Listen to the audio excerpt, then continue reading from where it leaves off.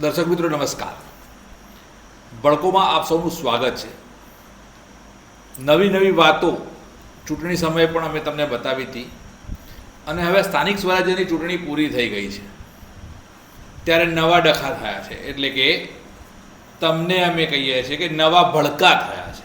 હા, નવરચિત સાઠંબા તાલુકાની વાત કરવાની છે કે નવરચિત સાઠંબા તાલુકામાં હવે રાજકીય ભડકો થવાની તૈયારી છે.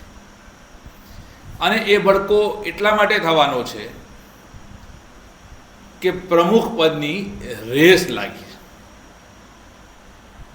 નવરચિત સાઠંબા તાલુકામાં ભારતીય જનતા પાર્ટીના ઉમેદવારો ચૂંટાયા છે, સારા ચૂંટાયા છે, પણ કદાચ આનો લાભ કોંગ્રેસ લઈ જાય તો કોઈ નવાઈ નથી. અને કદાચ એવું બનવાની શક્યતાઓ, એવું બનવાના વર્તારા દેખાઈ રહ્યા છે. સોશિયલ મીડિયાના પ્લેટફોર્મના માધ્યમથી અમને જાણવા મળી રહ્યું છે. તો બીજી તરફ જીતેલા ઉમેદવારો પોતે જાહેરમાં ન આવીને બીજાને પણ કેવડાવતા હોય એવું દેખાય છે અને એમાં કોઈ જ ખોટું નથી. હા, એવું કહેવાય છે કે પ્રમુખ પદના એક દાવેદાર વ્યક્તિ, ઉમેદવાર પોતે તો ડાયરેક્ટ નથી જઈ શકતા, એટલે ઉમેદવારના રિલેટિવ ગાંધીનગરમાં મોટા પાયે દોડધામ કરી રહ્યા કહે છે કે ચૂંટણીમાં મેં સૌથી વધારે ખર્ચો કર્યો છે અને હું મારા પીઠબળ ઉપર જીત્યો છું, એટલે પ્રમુખ તો સમજી જજો. આગળ મારે કશું કહેવાની જરૂર નથી. દર્શક મિત્રો સૌ હોશિયાર છે, મતદાતાઓ સાઠંબા વિસ્તારના પણ હોશિયાર છે ને બધું સમજી જાય છે. એટલે આ ભાઈના આંટા ગાંધીનગરની અંદર જોરશોરથી શરૂ થઈ ગયા છે. તો બીજી તરફ ક્ષત્રિય સમાજના ઉમેદવારો ક્ષત્રિય વ્યક્તિ જ પ્રમુખ બને તે માટેના પ્રયત્નો કરી રહ્યા છે. અને ક્ષત્રિયને પ્રમુખ બનાવવા માટે જે પ્રયત્નો થઈ રહ્યા છે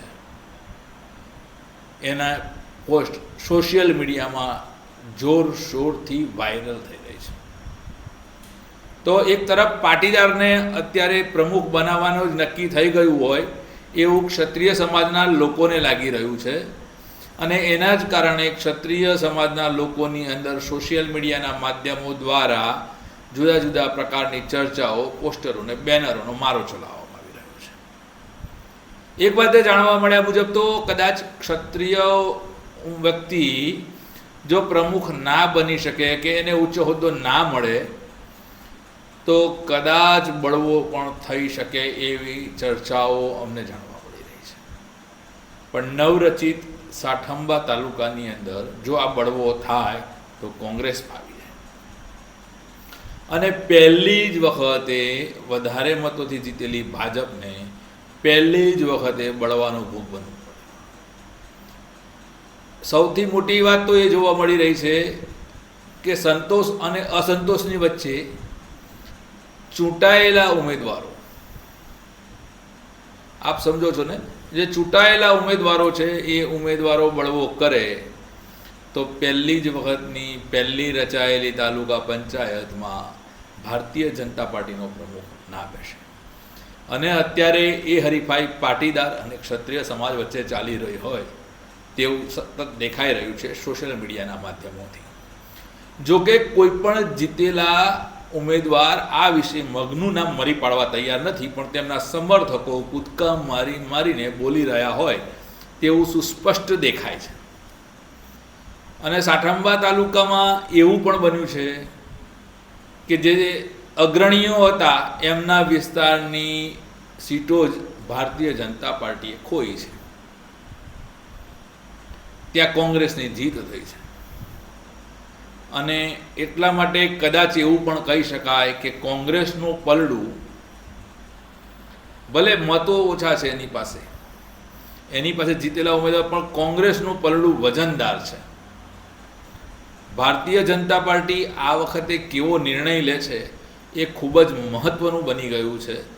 સાઠંબા વિસ્તારની અંદર હવે ક્ષત્રિય પ્રમુખ બનશે કે પાટીદાર પ્રમુખ બનશે એ અંગે જો અને તોની નીતિ અપનાવાઈ રહી હોય એવું લોકોમાં દેખાઈ રહ્યું છે. 23 તારીખથી એવું કહેવાય છે કે 25 તારીખ સુધીમાં આ નિર્ણય લેવાશે. એટલે કે ગોફણ 25 તારીખ તરફ ફેંકાઈ ગઈ છે અને હવે ક્ષત્રિયો કે પટેલ પાટીદાર આ બંનેમાંથી કયા પ્રમુખ બનશે એની રાહ જોવાઈ રહી છે.